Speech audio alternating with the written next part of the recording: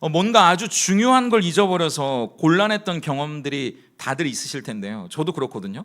강아지랑 산책하고 집에 들어가는데 갑자기 저희 아파트 1층 현관 비밀번호가 생각이 안 나서 제가 굉장히 당황했던 때가 있습니다.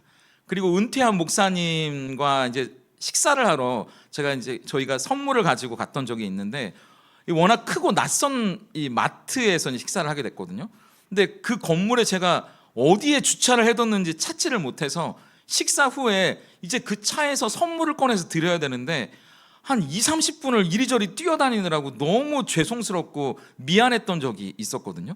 몇 주 전에도요, 제가 주일에 왔는데 전우사님이 깜짝 놀라면서 물어보는 거예요. 목사님 왜 택시를 타고 오세요? 그러는 거예요. 제가 차 키를 잃어버렸어. 제가 그렇게 한참을 제가 토요일 저녁부터 차 키를 찾았는데 차 키를 어디에 뒀는지 기억이 안 나는 거예요. 결국 주일 아침에 택시를 타고 온 적도 있습니다.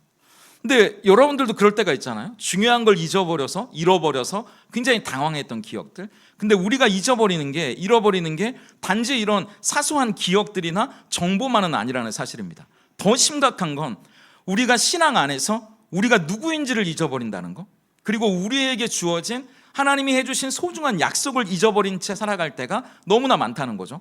지난 한 주도 세상의 파도에 이리저리 휩쓸리다가 하나님의 사랑받는 자녀라는 정체성을 잊어버리고 살았던 때도 있었고, 여러 가지 걱정과 염려와 불안 가운데 살다가 하나님이 우리 인생의 주인이라는 거, 그리고 내 인생의 모든 걸 책임지시는 분이라는 걸 잊어버리고 살았을 때가 참 많았다는 겁니다. 몇 년 전에 제가 재밌게 봤던 인사이드 아웃이라는 이 애니메이션 영화가 있는데요. 근데 이 영화는 사람이 주인공이 아닙니다. 라일리라고 하는 한 소녀의 머릿속에 5가지의 감정이 있거든요. 기쁨, 슬픔, 버럭, 까칠, 소심, 이런 5가지의 머릿속에 있는 감정이 주인공이에요. 근데 발상이 기발하잖아요. 이 감정들과 함께 영화에서 중요하게 나오는 개념이 하나 있는데 핵심 기억이라는 겁니다. 이 라일리라는 소녀의 인생에 중요한 일이 있을 때 이 자라면서 만들어지는 핵심 기억이 있는데, 이 기억이 잘 저장돼서 성격을 만드는 거예요. 성격의 섬을 만드는 겁니다. 예를 들어서 사랑하는 가족이 나를 예뻐해주고 머리를 쓰다듬어 줬던 그 중요한 기억, 그리고 친구들과 하하호호 웃으면서 즐겁게 보냈던 그 순간에 행복했던 기억, 그리고 이 소녀가 하키 선수거든요. 하키를 하면서 막 골을 넣고 승리했던 그 기분 좋은 기억들, 이런 핵심 기억들이 이 소녀의 엉뚱하지만 사랑스럽고 정직한 성격들을 만들어 간다는 거야. 근데 어느 날 이 소녀의 핵심 기억들, 이 중요한 기억들이 사라지기 시작하면서 이 소녀의 성격도 혼란스럽기 시작합니다. 영화의 줄거리가. 그러면서 나는 누구지? 우물쭈물 내가 어떻게 해야 될지를 혼란스러워하는 거예요. 보셨던 분들 그 내용이었나 싶으면 집에 가셔서 영화를 다시 한번 보세요. 근데 그때 이 기쁨, 슬픔, 버럭, 까칠, 소심이라는 이 소녀의 머릿속에 있는 5가지의 감정이 여러 가지 활약을 벌이면서 이 소녀의 중요한 기억을 되찾는 이야기가 이 영화의 줄거리거든요. 저는 보면서 그런 생각이 들었거든요. 우리를 우리답게 만들어주는 것, 우리를 흔들리지 않도록 붙잡아주는 건 우리가 무엇을 기억하느냐에 달려있구나. 우리의 인생에 기억되는 아주 중요한 그 기억들이 오늘 우리가 누구인지, 어떻게 살아가야 하는지를 보여주는 거구나, 그 생각이 들었습니다. 이건 영화 속의 이야기만이 아니에요. 우리에게도 반드시 기억해야 할 신앙의 영적 핵심 기억이 있다는 겁니다. 절대 잊어버려서는 안 되는 그 신앙의 핵심 기억이 여러분을 여러분답게 만들어주는 거예요.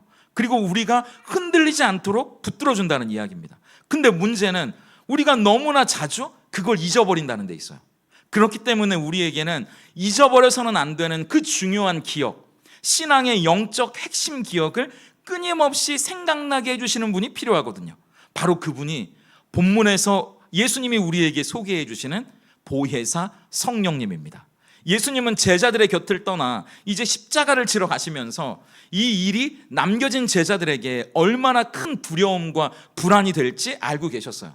그렇기 때문에 제자들에게 걱정하지 말라고, 나와 같은 보혜사 너희들 곁에서, 아니 너희 안에 오셔서 언제나 너희와 함께 하실 성령님을 보내주시겠다고 그렇게 약속했다고 지난주에 말씀드렸잖아요. 그리고 예수님은 오늘 본문에서 그 성령님, 우리 곁에, 아니 정확히 말하면 우리 안에 계셔서 영원히 우리를 떠나지 않고 우리와 함께 하시는 그 성령님의 중요한 사역이 있다고 말씀하십니다. 그분이 우리 안에서 하시는 중요한 일이 있다고, 그게 바로 요한복음 14장 26절이잖아요. 우리 같이 한번 화면을 보면서 읽어볼까요? 함께 읽겠습니다. 시작. 보혜사 곧 아버지께서 내 이름으로 보내실 성령, 그가 너희에게 모든 것을 가르치고 내가 너희에게 말한 모든 것을 생각나게 하리라. 성령께서 우리 안에 하시는 중요한 일이 있는데, 그건 예수님이 우리를 위해 하신 일들, 예수님이 여러분에게 들려주셨던 그 말씀을 통해 예수님이 우리에게 뭘 가르쳐 주시려고 했는지를 생각나게 하신다는 거예요. 기억나게 하신다는 겁니다. 우리가 너무나 자주 잊어버리는, 너무나 자주 또 잃어버리는 그 중요한 영적인 기억들, 신앙의 핵심 기억들을 기억나게 하시는 분이 성령이에요. 그래서 많은 신학자들이 이 성령님의 별명을 기억하게 하시는 분, 이렇게 불렀거든요. 싱클레어 퍼거슨이라는 아주 유명한 학자의 성령이라는 책에 보니까 이 성령님이 하시는 일을 이렇게 적어놨는데요, 제가 읽어드릴게요. 성령의 사역은 언제나 우리를 그리스도께 인도하고 그리스도를 생각나게 하며 그리스도의 말씀을 우리 마음에 떠올려 주는 것이다. 성령님이 하시는 일은 모두가 다 예수님을 가리키는 거예요. 예수님께로 인도하고 예수님을 생각나게 하고 예수님의 말씀을 우리 마음에 떠올려 주시는 분이 성령님이라고요. 그게 왜 중요하냐 하면, 단순히 과거의 정보를 우리가 컴퓨터 화면으로 보는 정도가 아니고요, 성령님이 예수님의 말씀을 우리 안에 기억나게 하실 때, 우리 안에 생각나게 하실 때, 우리는 2000년 전의 말씀을 글자로만 보는 것이 아니라 지금 내 곁에서 말씀하시는 살아계시는 주님을 인격적으로 만나게 된다는 겁니다. 예수님을 인격적으로 우리가 마주하게 된다는 거예요. 우리도요, 예배를 드리고 성경을 배우고 기도 가운데 또 묵상을 통해 하나님의 은혜를 경험했고 개인적인 크고 작은 삶의 간증들을 여러분이 다 가지고 계시잖아요. 근데 예수님이 어떻게 나를 붙드셨는지, 예수님이 이 자리까지 여러분을 어떻게 인도해 오셨는지 저마다의 기억들을 가지고 계시는데, 문제는 세상의 걱정이, 세상의 염려가, 불안이, 두려움들이 그 기억을 지워버린다는 거예요. 우리가 받았던 은혜를, 내가 경험했던 그 예수님을 자꾸 잊어버리게 만든다는 겁니다. 문제가 더 크게 보이게 한다는 거예요. 이 어려움이 나를 집어삼킬 것처럼 그렇게 우리를 이끌어 간다는 겁니다. 기억이 사라지면, 아까 말했잖아요, 내가 누구인지를 잊어버리는 거예요. 왜 여기 있는지도 혼란스러워집니다. 오늘 본문은 예수님이 우리 안에 이루셨고 그래서 우리가 잊어서는 안 되는 핵심 기억이 있다고, 그것을 성령께서 되살려 주실 거라고 말씀하시는데, 성령님이 우리에게 기억나게 하시는 첫 번째 사실은 예수님이 우리에게 평안을 주셨다는 사실입니다. 예수님은 두려워하고 불안해하는 제자들에게 27절 이렇게 말씀하시잖아요. 우리 같이 한번 읽어볼까요? 함께 읽습니다. 시작. 평안을 너희에게 끼치노니 곧 나의 평안을 너희에게 주노라. 내가 너희에게 주는 것은 세상이 주는 것과 같지 아니하니라. 너희는 마음에 근심하지도 말고 두려워하지도 말라. 예수님은 여기서 두 종류의 평안이 있다고 이야기합니다. 세상이 주는 평안이 있고요, 예수님이 주는 평안이 있다고 말해요.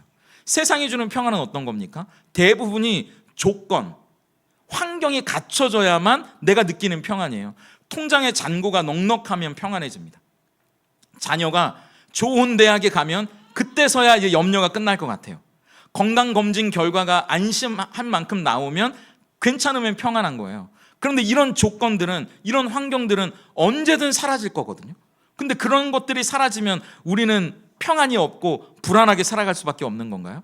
근데 예수님이 주시는 평안은 조건이 갖춰지고 외부의 환경이 좋을 때와 상관이 없는 평안이라고 말씀하십니다. 왜냐하면 예수님이 주시는 평안은 세상의 평안, 조건과 환경이 갖춰져야만 주어지는 평안이 아니라 관계를 통해 얻어지는 평안이기 때문이에요.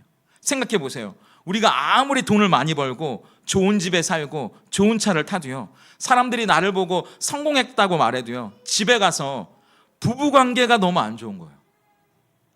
아내랑 남편이랑 싸웠는데 한 일주일 지금 가고 있습니다. 그러면 돈이 아무리 많아도 좋은 차를 타도 행복하지가 않아요.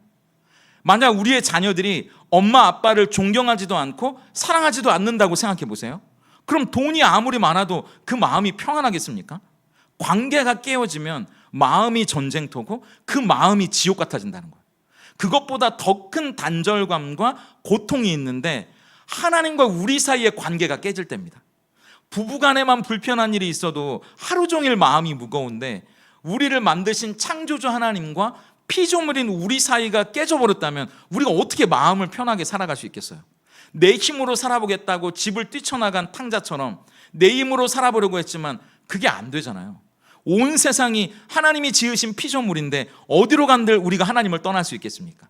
근데 그 하나님과 어색하기만 해도 우리가 불편한데, 여러분도 이렇게 저희가 이제 인원들이 좀 많아지니까 근데 어색한 사람이 내 옆에 앉아 있으면 예배가 이게 잘 안 드려지거든요. 어색한 정도가 아니라 하나님과 우리 사이가 깨져버려서 원수인 상태라면 우리가 불안해서 인생을 어떻게 살아가겠어요? 근데 로마서 5장 10절을 보세요. 우리 같이 읽어볼까요? 시작. 곧 우리가 원수 되었을 때 그의 아들의 죽으심으로 말미암아 하나님과 화목하게 되었은지. 단순히 어색한 관계 정도가 아니라 하나님과 원수 되었던 상태인 하나님과 우리 사이의 관계를 예수님이 십자가에서 화목하게 만들어 주셨다는 겁니다. 이제 하나님과 함께 웃으며 즐겁게 살아갈 수 있도록 만들어 주셨다는 거예요. 남과 북이 휴전선을 사이에 두고 대치하고 있는 그런 상태가 끝났다는 겁니다. 평안이라는 히브리어가 샬롬인데요, 이 샬롬은 전쟁이 끝났다는 것을 의미해요. 전쟁이 끝난 상태를 샬롬이라고 말하거든요.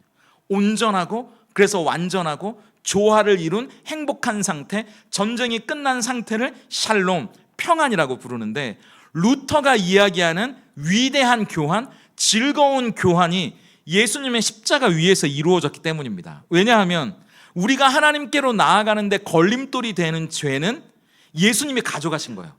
그리고 예수님이 이루신 순종과 의를 대신 우리에게 물물 교환으로 주셨다는 겁니다. 그러니까 우리에게는 너무나 즐겁고 기쁜 교환이고 위대한 교환이 되는 거죠.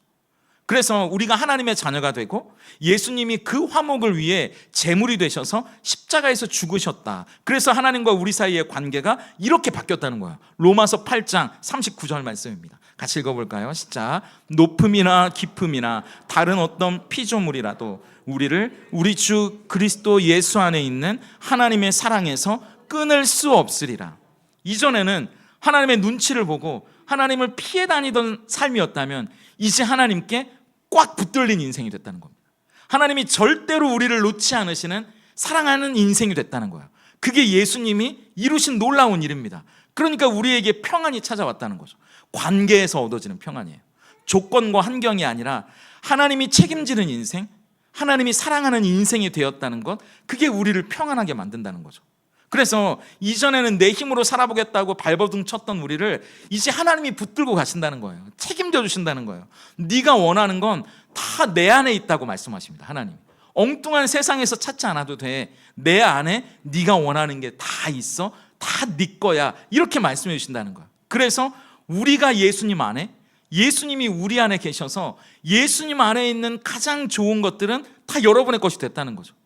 우리가 언제 불안하고 언제 두려워집니까? 이걸 잊어버릴 때 우리는 불안해져요. 이걸 잊어버릴 때 두려워집니다. 하나님이 나와 함께 하신다는 걸 잊어버리니까 내가 혼자 사는 것 같고 불안해지는 거잖아요. 날 사랑하신다는 그 하나님이 날 책임지신다는 걸 잊어버리니까 현실의 문제 앞에 우리는 불안하고 두려워지는 거거든요. 그 문제의 크기에 압도돼서 예수님이 우리를 하나님과 어떤 관계로 묶어주셨는지를 우리는 너무나 자주 잊어버린다는 거예요. 그래서 예수님은 우리에게 26절이 필요하다고 말씀하시는 겁니다. 다시 읽어볼까요? 시작. 보혜사 곧 아버지께서 내 이름으로 보내실 성령, 그가 너희에게 모든 것을 가르치고 내가 너희에게 말한 모든 것을 생각나게 하리라. 우리가 너무 이걸 자주 잊어버리니까 예배를 드리고 저녁이 되면 금세 잊어버릴 수도 있어요. 우리가 누구한테 꽉 붙들려 있는 인생인지, 우리의 인생을 누가 책임지시는지, 우리를 하나님과의 관계에서 끊을 자는 아무도 없다는 걸 우리 안에서 잊지 않고 기억나게 하시는 분이 성령이셔. 그분이 너희 안에 오실 거야. 이렇게 말씀하신다는 겁니다. 저도 아이를 키우다 보면 아찔한 경험들이 참 많았는데요. 이 아이들이 보통 2-3살쯤 되면 왜 그렇게 열도 나고 또 감기도 많이 걸리는지 여러분들도 자녀 키워보셔서 다 아시잖아요. 저희 아이도 하루는 열이 펄펄 끓는데 아내도 저도 뭘 어떻게 해줄 수가 없는 겁니다.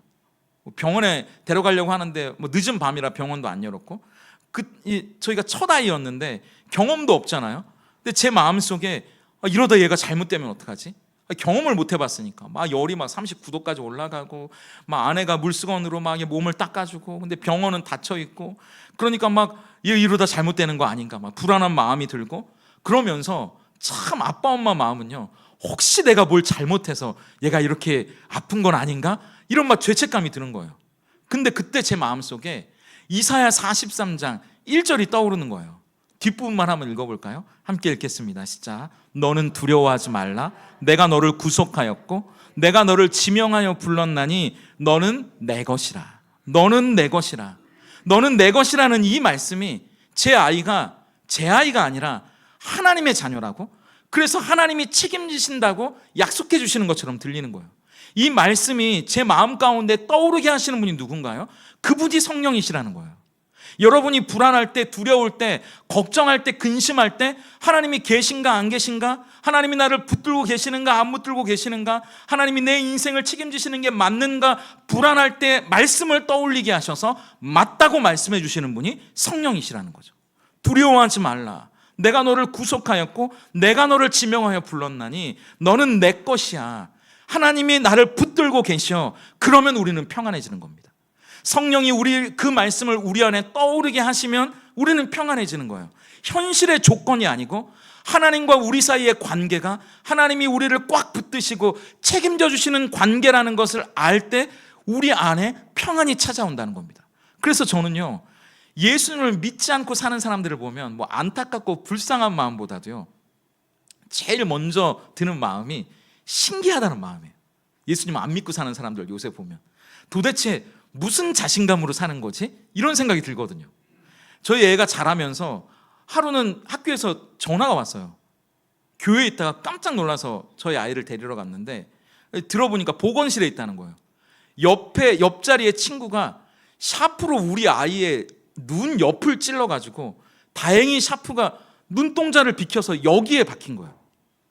근데 이 보건실에서 데리고 오면서 너무 막 가슴을 쓸어내리면서도 하나님께 감사한 거예요. 내가 하나님을 안 믿었으면 애 앞에 애 머리에 CCTV를 달고 계속 24시간 그걸 볼 수는 없잖아요. 근데 하나님이 책임져 주시는, 하나님이 함께 하시는 인생이라는 걸 우리가 믿으니까 제 마음 가운데 평안이 찾아오는 거예요. 지난주 월요일에요, 저희 아내가 차를 타고 집에 오는데 이 집에 들어와서 한참 동안 이렇게 약간 상기된 얼굴로 있는 거예요. 그래서 왜 그러냐고 물어봤더니 아내가 오는데 바로 앞차가 잘 가다가 갑자기 인도로 돌진하더니 건물을 들이받아서 5명을 치웠어요. 저희 아내 바로 앞에서. 그리고 아내가 이렇게 저희 가족톡에 나 뉴스에 나왔어 이러면서, 저희 아내가 놀래가지고 이제 바로 뒷차였으니까 이게 차 세워놓고 이렇게 사람들 이렇게 부축하고 좀 도와줄 게 없는지 이렇게 하다가 뒷모습이 찍혔더라고요. 우리 아내, 지난주 그게 월요일 날 있었던 일이고요. 지난주 화요일, 수요일에 우리 정찬용 성도님이 출근길에 톨게이트 앞에 이렇게 차에 잘 서 있는데 갑자기 쿵 하고 소리가 들리는 거예요. 졸음운전을 하던 대형 화물 트럭이 우리 정찬용 성도님의 후미를 받아서 차가 거의 반파됐더라고요. 사진을 보니까.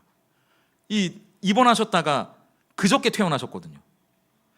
여러분, 우리는 내 차선을 잘 지키고 내가 잘 서 있고 내 인생을 잘 산다고 해서 내 인생이 안전한 게 아니에요.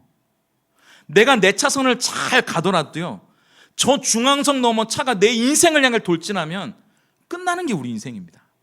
내가 잘 서 있어도 엉뚱한 차가 내 뒤를 들이받으면 우리 차가 반파되는 게 인생이라고요.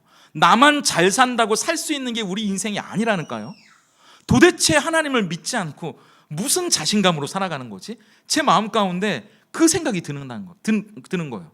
하나님이 내 인생을 붙들고 계시고 날 책임지시고 날 사랑하신다는 믿음이 없이 우리가 어떻게 평안함 가운데 살아갈 수 있을까? 세상 사람들은 내가 노력하고 좋은 머리로 계산하고 열심히 모으면 환경이 달라지고 상황이 나아져서 평안해질 거라고 착각하는데요. 천만의 말씀, 아까 말씀드렸잖아요. 내가 아무리 내 인생의 차선을 잘 달린다고 해도 중앙선 너머에서 엉뚱한 차가 돌진해 오는 게 우리의 인생이고, 내가 생각하는 성공, 승진, 건강, 재산을 바벨탑처럼 멋지게 쌓아간다고 해도 하나님이 한번 여러분의 건강을 불어버리시면, 여러분의 자녀를 불어버리시면, 여러분의 재산을 불어버리시면 하면 그 바벨탑은 와르르 무너지는 게 우리의 인생이라는 사실입니다. 그런데 도대체 우리는 무슨 자신감으로 하나님을 믿지 않고 그렇게 살아가는 걸까? 하나님이 주시는 평안이 아니라 세상이 주는 평안을 찾아 헤매는 걸까? 아니에요. 예수님은 예수님의 평안, 예수님이 우리를 위해 십자가에서 이루신, 그래서 이제 하나님과 원수된 인생이 아니라, 하나님과 상관없는 인생이 아니라 하나님이 붙드시는 인생, 이제 하나님이 책임져 주시는 인생, 하나님과의 관계를 끊을 자 이 세상에 아무것도 없다고 말씀해 주시는 그 진짜 평안을 우리에게 주셨다고 말씀하십니다. 문제는 우리가 그걸 너무나 자주 잊어버린다는 거예요. 그 잊어버렸던 놀라운 영적인 기억들을 다시 되살려 주시는 분이 우리 안에 계신 성령님입니다. 그 성령님이, 하나님이 여러분에게 주신 그 평안, 여러분을 붙들어 주시고 여러분의 인생을 책임져 주시고 언제나 떠나지 않으니 평안하라고 말씀해 주시는 그 평강이 성령 안에서 기억나고 생각나고 잊어버리지 않는 이 한 주간이 될 수 있기를 예수님의 이름으로 축복합니다. 두 번째, 성령님이 우리 안에 기억나게 하시는 일이 있는데, 예수님이 우리에게 승리를 주셨다는 사실이에요. 주신다는 미래형이 아닙니다. 주셨다는 사실이에요. 아까 평안이 우리 내면의 상태에 관한 거였다면, 승리는요, 우리를 둘러싼 외부의 공격과 맞서 싸우는 거라고 할 수 있어요. 신앙생활은 근데 단순히 우리 안에서 내 마음의 평화를 얻는 수동적인 과정은 아니거든요. 우리를 주저앉히고 넘어뜨리려는 우리 바깥에 우리를 공격하는 어두운 영에 맞서 싸우는 일이기도 합니다.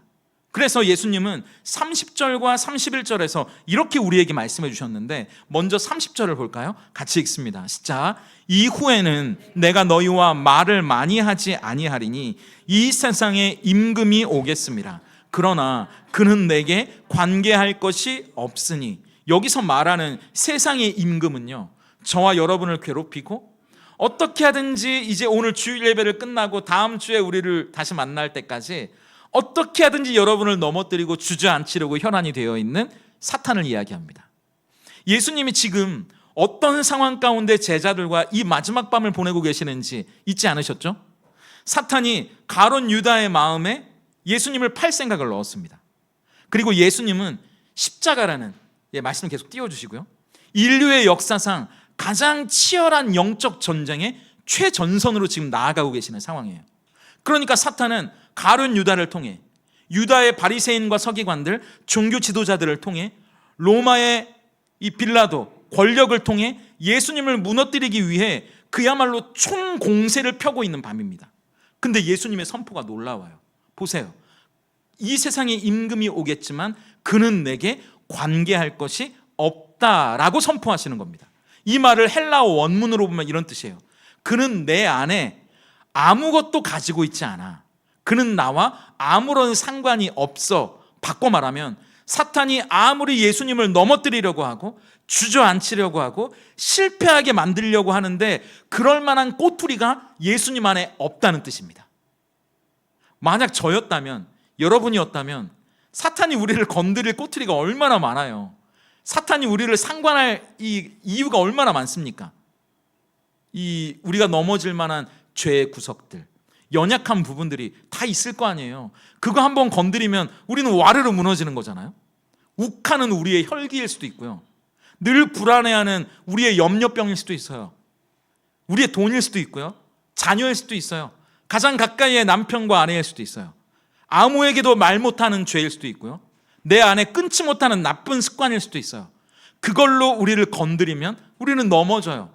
우리와 상관할 게 너무나 많다고요. 말씀 계속 띄워주세요. 그런데 예수님에겐 그런 게 없다고 말씀하시는 겁니다.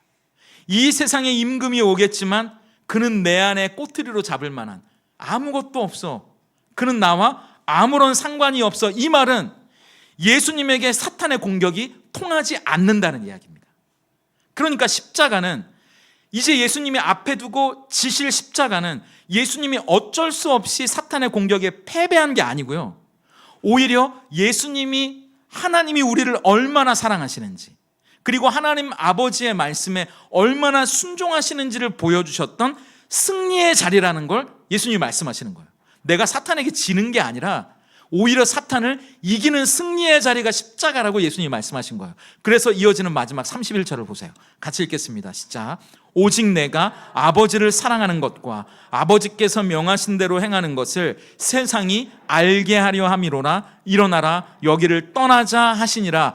그 십자가는 사탄에게 지는 자리가 아니라 오히려 사탄을 이기는 자리가 될 거야. 이제 가자, 이렇게 말씀하신다는 겁니다. 사탄은 가룟 유다를 통해 예수님을 십자가에 못 박으면 모든 게 끝나고 자기가 이길 거라고 생각했어요. 근데 천만의 말씀, 그건 사탄의 한계였죠. 오히려 예수님은 저주의 형벌이었던 십자가에서 그동안 사탄이 우리를 코에 꿰서 이리저리 괴롭혔던, 그렇게 자꾸 건드렸던 죄의 문제들을 해결하셔서 본인이 가져가셨다고 아까 말씀드렸잖아요. 그리고 하나님을 사랑하고 하나님의 말씀대로 순종했던 그 의를 우리에게 대신 주셔서 이제 사탄에게 끌려다닐 수밖에 없는 인생이 아니라 이제 사탄에게 승리한 인생으로 우리를 바꾸셨다고 말씀하시는 겁니다. 그 이야기를 하고 있는 거예요. 그래서 우리가 예수님을 믿으면 그 승리가 우리의 승리가 되는 거예요. 예수님이 우리 안에, 우리가 예수님 안에 들어가니까 그분의 승리가 우리의 승리가 되는 겁니다. 우리 로마서 8장 1절과 2절을 같이 읽어볼까요? 시작. 그러므로 이제 그리스도 예수 안에 있는 자에게는 결코 정죄함이 없나니 이는 그리스도 예수 안에 있는 생명의 성령의 법이 죄와 사망의 법에서 너를 해방하였음이라. 사탄이 아무리 저와 여러분을 향해 너는 죄인이라고, 너는 실패자라고, 너는 자격이 없다고 말해도요, 우리는 예수님 안에 있으면 이렇게 외칠 수 있다는 거예요. 맞아, 나는 연약해. 하지만 예수님이 너를 이겼잖아. 나는 연약하지만 그분 안에 있어. 그러니까 그분의 승리가 나의 승리야. 이제 너와는 내가 상관이 없어. 너는 나와 아무런 관계가 없어. 예수님이 말씀하신 것처럼 우리도 이야기할 수 있다는 겁니다. 그래서 여러분, 이걸 기억하셔야 돼요. 사탄은요, 이제 여러분이 주일 예배를 끝나고 돌아가는 그 순간부터 여러분을 건드릴 텐데, 그 싸움은, 사탄은 자꾸 거짓말을 하거든요. 사탄의 별명이 거짓말하는, 참소하는 영이잖아요. 어떻게 거짓말하냐 하면 그 싸움이 자기와 우리의 싸움이라고 거짓말합니다. 저와 사탄의 싸움이라고, 여러분과 사탄의 싸움이라고 거짓말을 해요. 그런데 여러분, 아니에요. 사탄과 우리의 싸움이라고 오해하지 마세요. 그 싸움은 사탄과 우리의 싸움이 아니라, 사실 싸움도 되지 않지만 편의상 이렇게 말할게요. 우리와 사탄의 싸움이 아니라 사탄과 예수님의 싸움입니다. 그 싸움을 예수님이 이겨놓으셨다니까요. 우리가 사탄과 싸우는 게 아니에요. 여러분, 창세기 3장 15절을 보세요. 같이 읽어볼까요? 시작. 내가 너로 여자와 원수가 되게 하고 내 후손도 여자의 후손과 원수가 되게 하리니 여자의 후손은 내 머리를 상하게 할 것이요 너는 그의 발꿈치를 상하게 할 것이니라 하시고, 태초에 인류가 죄를 짓게 했던 그 사탄 앞에서 하나님이 말씀하세요. 아담과 하와야, 저 사탄과 싸워라, 이렇게 말씀하시지 않았잖아요. 사탄과 우리 싸움이 아니라니까요. 여자의 후손으로 오실 예수님이 그 사탄의 머리를 부숴버리는 싸움이라고요. 사탄은 근데 이 싸움을 자꾸 우리가 오해하게 만들어요. 우리와 싸우는 걸로, 자기가. 그래서 사탄은 자꾸 우리를 건드린다고요. 여러분의 감정을 건드리고요, 여러분의 기분을 건드리고요, 여러분의 현실의 문제로 낙심하게 만들고요. 그래서 자기와 우리의 싸움으로 우리의 시야를 좁히게 만듭니다. 오해하게 만든다고요. 그때 예수님이 뭐라고 말씀하신다고요? 다시 26절이에요. 같이 읽겠습니다. 시작. 보혜사 곧 아버지께서 내 이름으로 보내실 성령, 그가 너희에게 모든 것을 가르치고 내가 너희에게 말한 모든 것을 생각나게 하리라. 이 영적인 전쟁의 승패는 우리가 얼마나 노력하느냐, 얼마나 힘을 내느냐에 달린 게 아니라 우리가 무엇을 기억하느냐에 달려 있어요. 이 싸움이 우리의 싸움이 아니라는 거, 예수님이 이겨놓은 싸움이라는 거. 사탄은 너 죄인이지?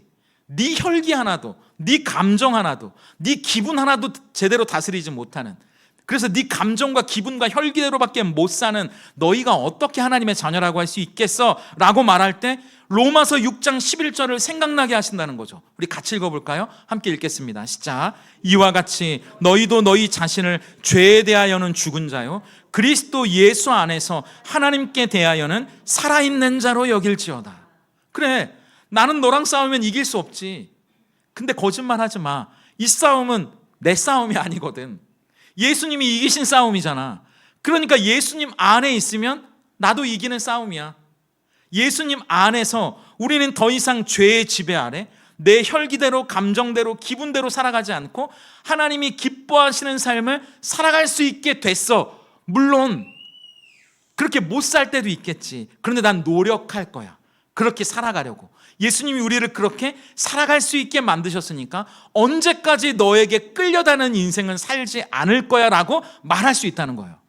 그러니까 우리가 시험이 들거나 어려움이 찾아오거나 감정과 기분과 혈기가 우리 안에 있을 때 예전에는 백전백패였다면 이제 우리가 예수님의 이름을 부르면 되는 거예요. 하나님을 부르면 되는 거예요. 아빠하고 달려가는 것처럼 우리 싸움이야. 동네 큰형이랑 어떻게 우리가 싸워서 이겨요? 아빠 하면 이겨요. 아빠가 이미 이겼거든요. 근데 자꾸 우리가 왜 어차피 해봐도 안 될 싸움을 우리가 하고 있냐고요. 골리앗 앞에 선 다윗을 생각해 보세요. 이스라엘 군대 전체가요, 거인 골리앗 앞에 두려워서 벌벌 떨고 있었잖아요. 골리앗이 덩치가 크고 힘이 세니까 골리앗이 소리를 지르면요, 겁을 주면요, 쫄아가지고 앞에서 아무것도 못하고 있는 겁니다. 골리앗이 하라는 대로 하는 거예요. 근데 소년 다윗은 달랐잖아요. 사람들이 덩치 크고 소리 지르고 칼을 휘두르는 골리앗 앞에서 감히 얼굴도 못 들었을 때 다윗이 뭐라고 외치면서 골리앗 앞에 달려가나요? 내 물맷돌 맛을 봐라 이러고 달려가나요? 내가 너를 이길 수 있다 이렇게 달려가나요? 누구의 이름을 부르고 달려가는지 사무엘상 17장 45절을 같이 읽겠습니다. 시작. 다윗이 블레셋 사람에게 이르되 너는 칼과 창과 단창으로 내게 나아오거니와 나는 만군의 여호와의 이름 곧 내가 모욕하는 이스라엘 군대의 하나님의 이름으로 내게 나아가노라. 아멘. 우리는 우리가 싸운다고 생각하지만요, 아니라니까요. 우리 싸움이 아니에요. 하나님이 말씀하세요. 네 싸움이 아니라 내 싸움이라고요. 그러니까 너는 내 승리 안에 뛰어들면 돼. 내 승리의 바다에 믿음으로 뛰어들면 돼. 왜 자꾸 그 해변가에서 네가 싸우려고 드니? 어차피 못 이기는 싸움인데. 그런데 우리는 이걸 종종 잊어버린다고요. 가장 가까운 사람들과의 문제든 직장에서 일어나는 문제든 재정 문제든 내 혈기로 대응하려고 하고요, 내 감정대로 행동하려고 들고요. 근데 그건 예수님을 모르던 세상의 방법이죠. 예수님과 상관없이 살아가는 사람들의 방법이라고요. 우리는 우리 싸움을 하는 게 아니라 예수님이 이미 이겨놓으신 싸움을 믿고 살아가는 사람들입니다. 그걸 성령이 기억나게 하신다는 거예요. 아니라고. 예수님의 말씀을 기억나게 하시고 예수님이 이루신 승리를 우리 안에 떠오르게 하시는 분이 성령이세요. 그래서 목사님, 저는 안 되나 봐요. 제 감정을, 제 혈기를, 제 기분을 이길 수 없어요. 아니에요. 그건 속고 계시는 겁니다. 그럴 것 같은 거지 진짜 이길 수 없는 게 아니라니까요. 근데 사탄은 그럴 것 같게 만들어요. 이거 안 하면 죽을 것 같게 만들어요. 내 기분대로 안 하면 죽을 것 같게 만들어요. 내 혈기대로 안 하면 내가 화병에 넘어질 것 같이 만들어요. 근데 아니에요, 여러분. 안 넘어가니까 걱정하지 마세요. 안 죽는다고요. 근데 우리는 거기까지 이제 노력하면서 가는 거잖아요. 그게 성화의 삶이잖아요. 그러니까 아까 말한 대로 백전백승은 못하겠죠. 근데 예수님이 오시기 전에는요, 백전백승은 고사하고 백전백패였다니까요. 근데 예수님이 오셔서 질 수밖에 없던 우리에게 이길 수 있는 길을 열어주셨다는 거예요. 그래서 몇 번 지다가도 우린 또 이길 수 있는 거예요. 그 길로 가면. 한 번 지면 두세 번 이기면 되죠. 세 번 지면 네 번째 이기면 되는 거잖아요. 그렇게 우리의 승률을 높여가는 겁니다. 백전백승 그런 너무 큰 이 포부는 갖지 마시고요. 우리 넘어지고 쓰러지는데 승률을 높여가는 거라고요. 이번 한 주간 어떤 영적인 싸움을 여러분이 앞두고 계시는지 모르겠어요. 끊어내고 싶은 죄의 습관일 수도 있고 떨쳐버리고 싶은 부정적인 생각일 수도 있겠죠. 여러분 힘으로 이기려고 하지 마세요. 저도 그럴 때마다 백전백패예요. 성령님, 오늘도 예수님이 승리하셨다는 걸 기억하게 하시고 그 승리가 나의 승리라는 걸 믿음으로 받아들이게 하셔서 사탄의 거짓말로부터 나를 지켜주시고 예수님 붙잡고, 이게 한 걸음 한 걸음 힘들지만 예수님 붙잡고 걸어가게 해주세요. 말씀 안에 걸어가게 해주세요. 그렇게 기도할 때 예수님이 승리하셨다는 것, 그 승리 안에서 우리를 이기게 하실 것이라는 믿음이 우리를 끌고 간다는 사실을 기억하실 수 있기를 바랍니다. 말씀을 마무리하려고 하는데요, 다시 26절을 보세요. 같이 읽어볼까요? 함께 읽습니다. 시작. 보혜사 곧 아버지께서 내 이름으로 보내실 성령, 그가 너희에게 모든 것을 가르치고 내가 너희에게 말한 모든 것을 생각나게 하리라. 불안하기 그지없는 세상에서 영적인 전쟁터를 살아가는 우리에게 이 한 주를 시작하면서 걱정하지 말라고, 성령님은 우리가 누구에게 속해 있는지, 누가 우리의 인생을 붙들고 계시는지, 누가 우리 대신 이기셨는지를 생각나게 하신다고, 기억나게 하실 거라고 말씀하시잖아요. 그런데 성령께서 뭘 통해서 우리에게 그걸 생각나게 하실까요?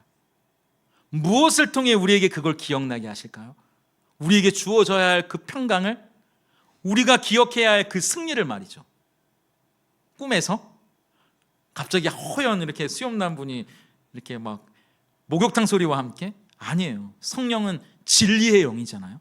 진리가 뭡니까? 하나님의 말씀이죠. 말씀의 영이시라고요. 그래서 베드로 후서 1장 20절과 21절을 보세요. 함께 읽겠습니다. 시작. 먼저 알 것은 성경의 모든 예언은 사사로이 풀 것이 아니니 예언은 언제든지 사람의 뜻으로 낸 것이 아니요 오직 성령의 감동하심을 받은 사람들이 하나님께 받아 말한 것이라. 이 성경을 성령께서 감동으로 쓰셨어요. 그리고 성령은 무엇을 통해 우리에게 예수님이 하신 말씀과 일들을 생각나고 기억나게 하시냐면 성령께서 쓰셨던 이 진리의 말씀을 통해서 하신다고요.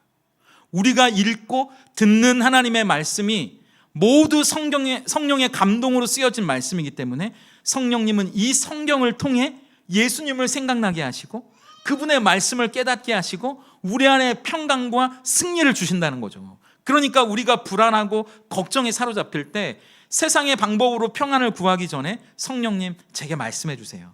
지금 제가 기억해야 할 예수님의 말씀은 뭔가요? 하나님의 말씀을 통해 우리에게 말씀해 주시고 그 진리 안에서 세상이 줄 수 없는 예수님의 평강, 하나님의 평안을 성령께서 생각나게 하시는 거죠. 영적인 공격 앞에서도요, 예수님조차도 여러분 생각해 보세요. 사탄이 광야에서 그분을 시험하려 할 때 뭘로 사탄을 물리치십니까? 하나님의 말씀으로 물리치시잖아요. 예수님도. 영적인 전쟁 앞에 우리도 마찬가지라고요. 말씀의 검으로 사탄의 공격을 물리치고 말씀의 방패로 그 공격을 막아낼 수 있는 거 아닙니까? 그러니까 성령은 하나님의 말씀을 통해 우리가 잊지 말아야 할 예수님의 말씀을 기억나게 하셔서 그 평안과 승리 안에 살아가게 하신다는 거죠. 저는 이 말씀을 준비하면서 정말 부끄럽지만 제 스스로에게 이 말씀을 적용하면서 이 이야기를 해야겠다 용기를 내서 고백을 합니다. 꼭 1년 전이네요. 성령은 이 말씀을 통해 우리를 지키시고 붙드시고 기억나게 하시고 생각나게 하시기 때문에 이 말씀을 우리는 늘 가까이 해야 하고 이 말씀 안에서 살아가야 합니다. 이 말씀 앞에 살아가야 합니다 라고 제가 설교를 해야 되는데 제 마음 가운데 이 이야기를 하지 않고는 이 설교를 끝낼 수가 없더라고요. 꼭 1년 전에 작년 9월 바이블 1189를 시작하면서 저도 목회자로서 성도님들이 교회당 안에서만이 아니라 일상의 삶에서 유튜브라는 좋은 도구가 생겼기 때문에 매일 하나님의 말씀을 따라 그 말씀 안에서 살아갈 수 있도록 도우면 좋겠다라는 생각으로 창세기부터 요한계시록까지 영적인 대장정을 시작해보자. 꼭 그게 1년 전입니다. 근데 부끄러운 얘기지만요, 제가 어느새 말씀을 따라가고 있는 게 아니라 설교를 따라가고 있더라고요. 그래서 매일매일 주일 설교 한 편을 쏟아내는 것처럼 부담스러운 발걸음을 겨우겨우 옮겨놓고 있는 저 자신을 발견한 거예요. 저도 목사님, 저도 말씀을 따라가야 되는데 설교를 따라가고 있는 거예요. 그러니까 더 죄송스러운 건 말씀을 따라가고 말씀 안에 머물고 그 말씀 안에서 성령이 하루하루 매일매일 우리 안에서 무엇을 기억나게 하시는지 생각나게 하시는지를 살아가게 해야 되는데, 말씀을 따라가게 성도님들을 만들어 드리려고 했던 이 일들이 성도님들이 말씀을 보는 게 아니라 저를 보면서 조마조마한 마음으로 걸어가고 계신다는 게 느껴졌어요. 그게 너무 죄송스러운 거예요. 제 마음이 그래서 힘들었거든요. 그래서 이번 주 말씀을 묵상하면서 말씀을 통해 생각해야 할 것을 생각나게 하시는 분은 목사도 아니고요, 성령님이시구나. 우리는 그 안에 머물고 그분을 따라가는 게 중요하구나. 그래야 세상이 줄 수 없는 평안, 흔들리지 않는 승리를 살아갈 수 있는 거구나. 성령이 그걸 기억나게 하실 거니까, 생각나게 하실 거니까. 다른 방법은 없어요. 말씀 안에 있을 때 진리의 영이신 성령께서 그 말씀을 통해 예수님을 만나게 하시고 우리가 기억해야 할 것과 생각나야 할 것들을 그렇게 생각나게 하시는 거죠. 그래서 다시 시작해보자. 부끄럽지만 다시 시작해보자. 설교를 하는 게 아니라 저도 그 말씀 안에서 성령님이 무엇을 생각나게 하시는지 그 질문 앞에 스스로 대답하고 답을 찾아가는 하루하루가 되기를 바라고, 그 답을 하루하루 살아가는 하루로 그렇게 따라가 보자. 그래서 내일부터 이제 다시 바이블 189를, 그때 목사님 8월에도 시작한다고 하셨잖아요. 이렇게 얘기하시는데, 내일부터 다시 시작하려고. 근데 과감하게 설교 안 하려고요. 네, 설교를 따라가는 게 아니라 말씀을 따라가고, 그래서 말씀을 설명해 드리고, 그래서 제가 어느 순간 보니까 말씀 설명해 드리고 설교 다 해드리고 적용 다 해드리고 기도 다 해드리고 제가 막 반찬까지 다 이렇게 일일이 입에 떠넣어 드리면서 이렇게, 그게 아니라, 그게 나쁘다는 게 아니라 말씀을 물론 충실히 설명해 드리지만 질문을 던져야겠다. 이 말씀이 우리 성도님들에게, 오늘 저에게 어떤 질문을 던지고 있는가? 그래서 그 질문 앞에 거룩한 괄호를 스스로 채워가게 하면 좋겠다. 그래서 설교를 하는 게 아니라, 그러면서 들으면 설교 맞는데 이렇게 생각할 수도 있는데, 그 질문을 던지는 하루하루, 말씀 안에서 그 질문을 찾아가고 그 질문 앞에 스스로 답을 찾아가는 그런 하루하루를 그렇게 따라가 보면 좋겠다. 그 생각이 들었거든요. 성령께서 말씀을 통해 질문하실 거예요. 그리고 성령께서 그 말씀 가운데 답을 주실 겁니다. 기억나게 하실 거라고 믿어요. 생각나게 하실 거라고 믿습니다. 성령께서 이제 말씀을 통해 우리가 세상이 아니라 예수님 안에 살아가게 하실 거고요, 말씀을 통해 예수님이 우리 안에 살아가게 될 겁니다. 그 여정을 이제 선선한 바람이 부는 9월, 꼭 1년이 된 오늘 다시 시작해 보자고요. 다시 저도 용기 있게 저의 부끄러움을 고백하는 게 쉬운 일이겠어요? 그렇지만 또 이 말씀이 저의 마음을 때릴 때 그걸 정직하게 고백할 수 있는 것도 용기라고 생각해요. 그래서 우리가 내일부터 다시 한번 이 거룩한 영적인 발걸음을 떼어보고, 이제 여러분들을 더 이상 조마조마하게 만드는 일 없이 그 말씀 앞에서 그 말씀을 따라 말씀을 통해 그분 안에 살아가는 우리의 행복한 삶이 말씀을 통해 이루어지기를 예수님의 이름으로 축복합니다.